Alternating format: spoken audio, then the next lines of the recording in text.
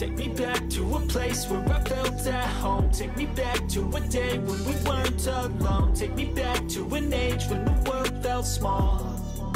Way back before we blew it all. Take me back to a place where I felt at home. Take me back to a day when we weren't alone. Take me back to an age when the world felt small.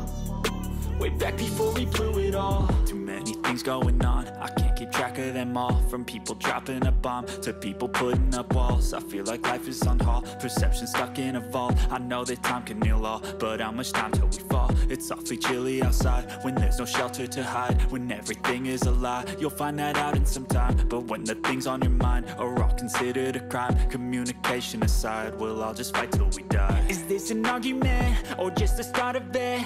Either way, I don't wanna be a part of it. Can I just get some